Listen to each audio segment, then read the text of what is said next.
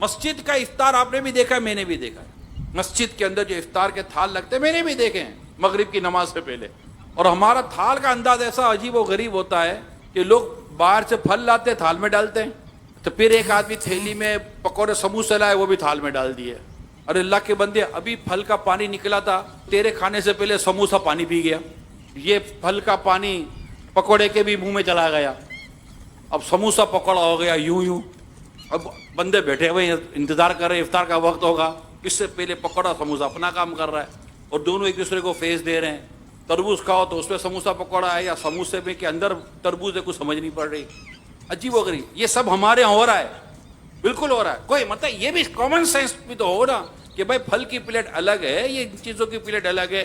پھر کوئی جلیبی لائے گا تو وہ ڈال دے گا. اب سوچو اس میں سے نکل کیا رہا ہے، بندہ منہ میں ڈال رہا ہے، پکوڑا ڈال رہا ہے، سموسا ڈال رہا ہے، کباب ڈال رہا ہے.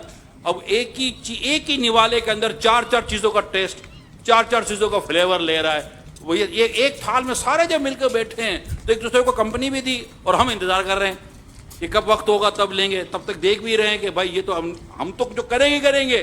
یہ چار چیزیں تھال میں بیٹھ کر جو ایک دوسرے کے ساتھ کر رہی ہے وہ کر رہی ہے.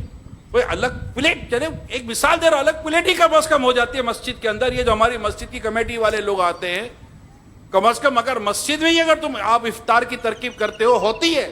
یہ سڑکوں پر جو افطار کرواتے ہیں فٹ پاتھ، وہ بھی میں نے دیکھی ہے. اور اسی طرح مطلب لوگ آتے، یہ لو بھائی اتنی بڑی دیگ بنی ہوئی ہے، اس میں سب ڈالو، اور لوگ آئیں گے کھڑے ہو جائیں گے.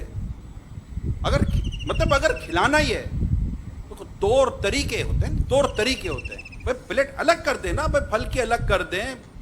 بھلا دو پلیٹیں، اب تو ڈسپوزیبل پلیٹیں آتی ہیں یار، کوئی پرابلم ہی نہیں ہے.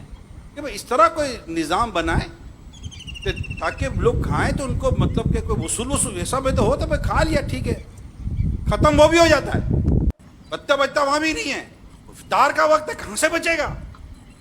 مگر پیٹ بھرا ہوا اور یہ انداز رکھو آپ تو کوئی نہ کھاوے بھائی اس کو.